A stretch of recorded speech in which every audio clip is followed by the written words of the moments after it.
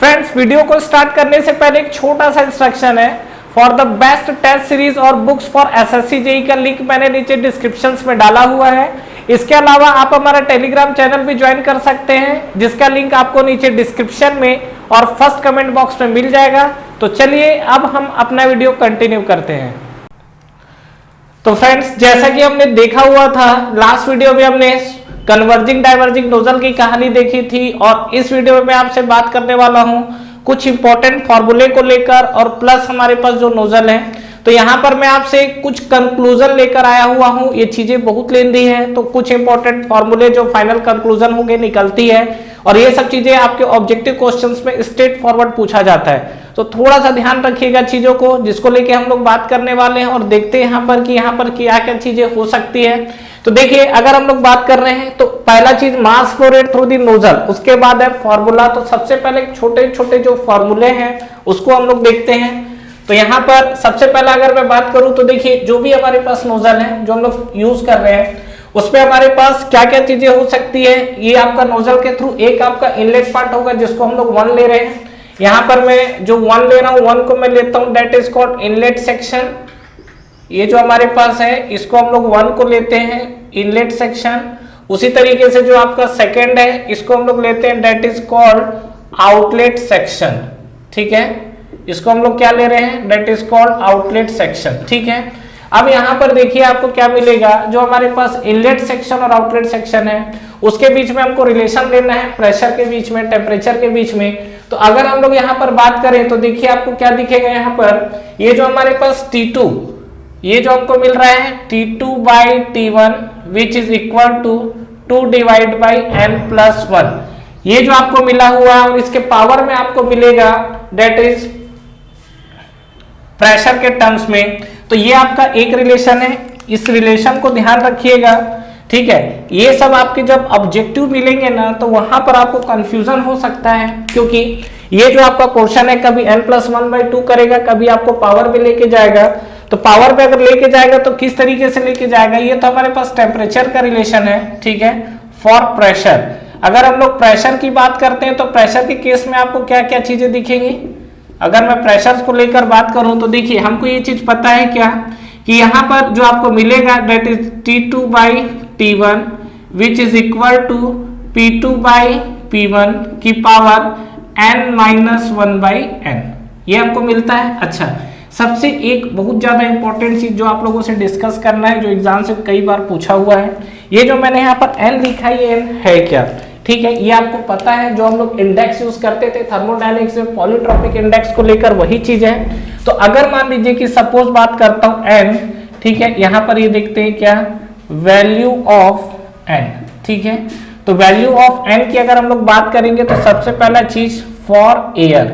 ठीक है, तो अगर मैं एयर के लिए बात करूं तो एयर के लिए हमारा क्या है 1.4 होता है। ठीक है, और यहाँ पे अगर आप n की वैल्यू 1.4 रखोगे तो आपको जो रेशियो मिलेगा, ठीक है, वो T2 बाई T1 का रेशियो मिलेगा। अब सुनिए, P2 बाई P1 का रेशियो आपसे एग्जाम में स्ट्रेट फॉरवर्ड पूछा हुआ है, तो उसको हम लोग देख लेते हैं। P2 बाई P1 अगर मुझे यहाँ पर निकालना हो तो मैं क्या लिख सकता हूँ, P2 by P1 which is equal to, ये आपको क्या मिलेगा, T2 बाई T1 की पावर n/n-1। ठीक है, अब यहाँ पर क्या है, अलग अलग वैल्यू अगर आप रखोगे तो उसके अकॉर्डिंग आपको ये वैल्यू मिलेगा।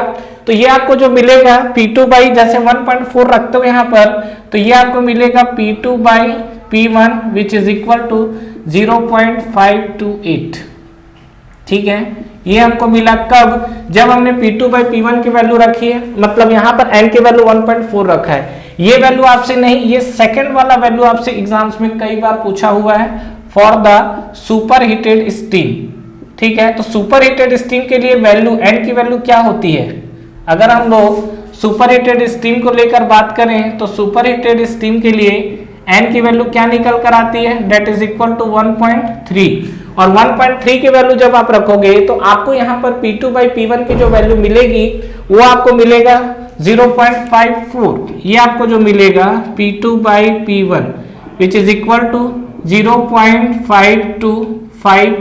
ठीक है, तो ये जो हमको मिला हुआ है ये हमको सुपर हीटेड स्टीम के लिए मिला हुआ है। उसी तरीके से अगर मैं बात करता हूँ क्या, सैचुरेटेड स्टीम के लिए। याद है सैचुरेटेड स्टीम हमको कहां पर मिलता था, ये आपको डोमेन वेट रीजन में मिलता था। तो ये आपको जो मिलेगा वो आपको थर्ड कंडीशन है, that is called for saturated steam, for saturated steam.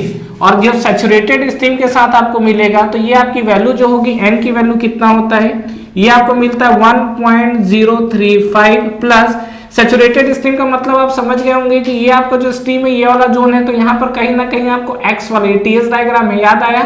तो ये जो हमारे पास टीएस डायग्राम है तो यहाँ पर आपको x वाली वैल्यू मिल रही है, तो डेफिनेटली ये आपकी क्या है, x पे डिपेंड करेगी। तो x पे डिपेंड करेगी तो 1.035 प्लस 0.1 इंटू आपको क्या दिख रहा है, x दिख रहा है। तो यहाँ पर ये n की वैल्यू क्या है, इसके अकॉर्डिंग वेरी करेगी। तो आपको जो इसमें वैल्यू याद रखना है, ये ध्यान रखना, एक तो आपको ये सुपर हीटेड स्टीम वाला वैल्यू याद रखना है, एक आपको स्ट्रेट फॉरवर्ड ये याद रख लेना ये वैल्यू कहां से आई है, यहाँ पर आप n की वैल्यू रखोगे तो ठीक है, T2/T1 और यहाँ पर जो आप n की वैल्यू रख रहे हो तो वहां से मिलेगा। और यहाँ पे अगर आप देख रहे हो तो P2/P1 अगर आपका सुपर हीटेड स्टीम के लिए, तो ये हमारे पास क्या एक प्रेशर का रेशियो मिला हुआ है। और ये जो आपको वैल्यू दिख रहा है एग्जाम्स में पूछा जाता है। अच्छा ये चीज भी आपसे एग्जाम में एसएससी जी के एग्जाम्स में भी पूछे हुए हैं, ठीक है। पूरे चीजें एसएससी में नहीं पूछा है, कुछ क्वेश्चंस आपके पीएसयूज में पूछे हुए हैं। मैं दोनों को आपको कंबाइन करके मर्ज करके चल रहा हूँ। पहले ही बताया कि सब चैप्टर्स बहुत लेंदी और इसके आपके क्या लंबे चौड़े डेरिवेशंस मिलेंगे, तो उस डेरिवेशंस की तरफ हमको मूव नहीं करना है, हमको सीधा सीधा यहाँ पर जो बात करना है वो स्ट्रेट फॉरवर्ड चीजों को लेकर चलना है, ठीक है। चीजें क्लियर, तो ध्यान रखिएगा। ये जो हमारे पास है तो ये हमारे पास पहली चीजें मिली। दूसरी चीजें बात करते हैं कि अगर मुझे क्या है नोजल में मैक्सिमम मास फ्लो रेट चाहिए तो उसके साथ क्या होगा, मतलब नोजल के अंदर मुझे अगर मैक्सिमम मास फ्लो रेट को कवर करना है तो उस चीजों में हम लोग क्या देख सकते हैं। तो देखिए यहाँ पे बात करते हैं नोजल के अंदर, ये जो हमारे पास नोजल है इसमें इसका एक ग्राफ भी है, एग्जाम्स में इंपॉर्टेंट है। देखिए होता क्या है, जैसे मान लीजिए कि ये हमारे पास अभी मैं एक सिंपल कन्वर्जिंग नोजल है, कन्वर्जिंग पैसेज कोई मैं नोजल मान के चल रहा हूँ, ठीक है। ये हमारे पास कोई नोजल का डिजाइन है, ये हमारे पास एक कन्वर्जिंग पैसेज है और यहाँ पे आपको इस तरीके से फ्लो का डायरेक्शन मिल रहा है, ठीक है। और यहाँ पे अगर मैं बात करूँ तो ये जो हमारे पास पोर्शन है ये हमारे पास सेक्शन 1 है और ये जो हमारे पास है दैट इज द सेक्शन 2, ठीक है। डेफिनेटली अगर कहीं भी आपका फ्लो हो रहा है तो डेफिनेटली प्रेशर डिफरेंस के कारण फ्लो हो रहा है। एनर्जी डिफरेंस यहाँ पे मैं बेसिकली बात कर रहा हूँ प्रेशर को लेकर। मान लीजिए कि इनलेट पे प्रेशर P1 है, एग्जिट पे प्रेशर P2 है, तो जब तक ये प्रेशर डिफरेंस क्रिएट नहीं होगा तब तक यहाँ पर आपका जो फ्लूइड है वो आपका फ्लो नहीं होगा, ठीक है। अब देखिए आपको करना क्या है, यहाँ पर इनिशियली कंडीशंस पे मैं यहाँ पर एक ग्राफ ड्रॉ करने वाला हूँ और ये ग्राफ इंपॉर्टेंट है, ठीक है। ये ग्राफ आपसे स्ट्रेट फॉरवर्ड एग्जाम से पूछे जाते हैं और ध्यान रखिएगा कि चीजें क्या चल रही है। ग्राफ में यहाँ पर देखिए बात करते हैं, दिस इज द, यहाँ पर आपको y एक्सिस में ले लेते हैं हम लोग मास फ्लो रेट और x एक्सिस पे ले लेते हैं that is called pressure ratio, जिसको मैं rp लिखा हूँ, ठीक है। What is rp? rp is the pressure ratio. यहाँ पे मैं लिख देता हूँ व्हाट इज rp, यहाँ पर rp जो है pressure ratio, rp is the pressure ratio, ठीक है। और ये जो rp है प्रेशर रेशियो, तो किसका किसका रेशियो होगा, इसको हम लोग ले लेते हैं दैट इज कॉल्ड P2/P1, ठीक है। rp जो है आपको वो P2/P1 आपको मिल रहा है, तो ये हमको मिल रहा है प्रेशर रेशियो। तो rp भी हमको मिल चुका है और जो rp हमको मिला है वो हमको क्या मिला है, P2/P1, ठीक है। अब सुनिए, ये जो हमारे पास कंडीशन है, इनिशियल कंडीशन पे हम लोग ये मान के चलते हैं क्या कि अगर मान लीजिए प्रेशर डिफरेंस rp अगर 1 है, ध्यान रखिएगा यहाँ पे क्या बोल रहा हूँ, अगर rp इक्वल टू 1 है, rp इक्वल टू 1 का मतलब सीधा सीधा ये हो गया कि P2 इक्वल टू P1, यही हुआ। तो अगर आपको P2 इक्वल टू P1 हो रहा है तो कोई फ्लो नहीं होगा, P2 इक्वल टू P1 है तो यहाँ पर कंडीशंस आपको क्या मिल गई, नो फ्लो कंडीशन, फ्लो होगा ही नहीं, ठीक है। चलिए थोड़ा सा आगे बढ़ते हैं और हम लोग इसके बाद अब क्या करते हैं, हम लोग एक साइड से प्रेशर को ड्रॉप करना स्टार्ट करते हैं, कहीं का भी एक प्रेशर ड्रॉप करिए ताकि फ्लो हो। तो अब की बार हमने क्या कर दिया, ये P2 को हमने डाउन करना स्टार्ट किया, ठीक है। अगर हम लोग P2 को डाउन करना स्टार्ट करेंगे तो देखो rp इक्वल टू क्या, P2/P1। अगर P2 को डाउन किए तो rp की वैल्यू कम हुई, डेफिनेटली कम हुई। rp वैल्यू क्या है, लेस देन 1 हो गया यहाँ पे, और rp की वैल्यू अगर कम हुई तो इस केस में अब आपका क्या हो गया, फ्लो होना स्टार्ट हो गया। तो यहाँ पर नाउ फ्लो स्टार्ट्स, ठीक है, ध्यान से समझिएगा। अगेन मैं क्या कर रहा हूँ, इस फ्लो को और डाउन, प्रेशर को और डाउन कर रहा हूँ। तो अगेन हमने क्या किया, इस P2 को अगेन मैंने ड्रॉप किया। तो P2 को अगेन हम लोग ड्रॉप करेंगे तो ये जो आपको प्रेशर रेशियो ये भी आपको क्या होगा, अगेन ड्रॉप होगा। अगर आप P2 को ड्रॉप करोगे तो क्या होगा, प्रेशर रेशियो अगेन आपका क्या होगा, ड्रॉप होगा। और प्रेशर रेशियो अगेन आपका अगर ड्रॉप हो रहा है तो डेफिनेटली फ्लो की तेजी और बढ़ गई, मतलब यहाँ पर फ्लो आपका क्या बन गया, और इंक्रीज हो गया। ठीक है, अब जैसे जैसे आपका फ्लो बढ़ेगा मैं ये भी बोल सकता हूँ कि मेरा मास फ्लो रेट भी बढ़ेगा। यहाँ पर ये आप देखोगे तो मास फ्लो रेट बढ़ेगा, मतलब कुल मिला के मैं यहाँ पर ये बोल सकता हूँ क्या कि यहाँ पे आप देखिए फाइनली जो P2 है, P2 को मैं जितना ज्यादा डिक्रीज कर रहा हूँ, P2 को मैं जितना ज्यादा डिक्रीज करूंगा उसके अकॉर्डिंग अगर मैं बात करूं तो P2 डिक्रीज होने का मतलब RP आपका उतना ज्यादा डिक्रीज होगा, और RP उतना ज्यादा डिक्रीज होने का मतलब जो मास फ्लो रेट है उतना ही ज्यादा इंक्रीज होगा। कहानी कुछ समझ में आया, मतलब जैसे जैसे P2 को ड्रॉप कर रहा हूं मेरा RP की वैल्यू कम हो रही है, RP की वैल्यू कम होने का मतलब मास फ्लो रेट आपका क्या कंटिन्यू बढ़ता जा रहा है। ठीक है, इस ग्राफ को मैं यहाँ पे कहीं ड्रॉ करता हूँ, ठीक है, वो आपके सहूलियत के लिए ज्यादा बेस्ट रहेगा। तो चलिए इस पोर्शन को हम लोग रफ करते हैं और देखिए ग्राफ में किस तरीके से ड्रॉ कर रहा हूँ। एक्चुअली होता क्या चीज है कि यहाँ पर जैसे कि हम लोग बात कर रहे थे तो ये आपने P2 को ड्रॉप किया, एक एग्जांपल के लिए ले लेता हूँ। ठीक है, मान लीजिए कि सपोज शुरू में यहाँ का जो प्रेशर है मान लीजिए 100 बार है। ठीक है, और इनिशियल में प्रेशर इसका भी क्या है, 100 बार है।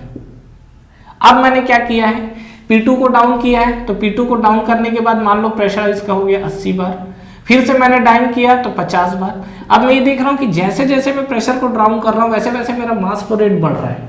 ठीक है, 50 बार के बाद फिर अगर आप देखोगे तो फिर से अगेन आपका प्रेशर डाउन होगा, प्रेशर डाउन होगा तो मान लीजिए कि आपका कितना आ गया, 20 बार हो गया। इस तरीके से मतलब जैसे जैसे मैं प्रेशर को डाउन कर रहा हूँ मेरा मास फ्लो रेट बढ़ते जा रहा है। ठीक है, तो आइए यहाँ पर एक ग्राफ से समझते हैं, यही ग्राफ आपका बहुत इंपॉर्टेंट है।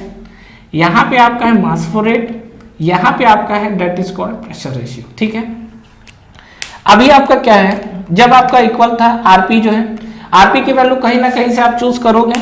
ठीक है, अब क्या है, जैसे जैसे हमारा आरपी की वैल्यू डाउन होगी मास फ्लो रेट बढ़ रहा है, देख रहे हो ना, आरपी की वैल्यू कम होने का मतलब क्या है, मास फ्लो रेट आपका बढ़ रहा है। ठीक है, शुरू में क्या है, जो आपका मास फ्लो रेट है तो लाइन स्लाइटली थोड़ी स्ट्रेट मिलती है, स्लाइटली, जहां पे आपको क्या है आरपी की जो वैल्यू है कांस्टेंट मास फ्लो रेट आपको दिख रहा है, ये आरपी की वैल्यू जहां पे कांस्टेंट है।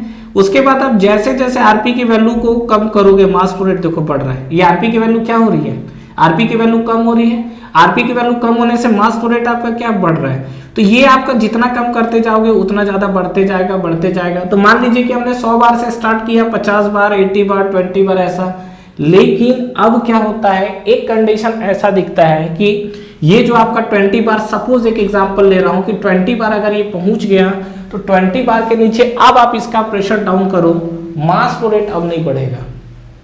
समझ में आ रहा है क्या बोल रहा हूं, कि ये जो आपका 20 बार है, ये 20 बार के अगर आप नीचे आप प्रेशर डाउन करोगे तो अब आपका मास फ्लो रेट नहीं बढ़ेगा। मतलब प्रेशर डाउन करने से मास फ्लो रेट बढ़ रहा है, नो डाउट, लेकिन up to a certain pressure, मतलब एक आपकी कुछ प्रेशर की लिमिट होगी जहां पर आपको मास फ्लो रेट आपको मैक्सिमम बढ़ा हुआ दिख रहा है, और उसके अगर आप आगे जाओगे तब आपका मास फ्लो रेट कम नहीं होगा। तो ये जो आपका ग्राफ है देखो, आरपी की वैल्यू कम होते जा रही है तो मास फ्लो रेट बढ़ रहा है बढ़ रहा है बढ़ रहा है, और बढ़ते बढ़ते फाइनली आपका एक पॉइंट पर पहुंच गया जिसको हम लोग बोलते हैं दैट इज कॉल्ड मैक्सिमम। ठीक है, ये आपको जो मिलेगा, ये आपको मिलेगा मैक्सिमम मास फ्लो रेट, ये आपको क्या मिलेगा, मैक्सिमम मास फ्लो रेट। और इसके बाद अगर आप देखोगे तो यहां पर आपको मास फ्लो रेट कांस्टेंट ही मिलेगा, उससे और ज्यादा नहीं मिलेगा।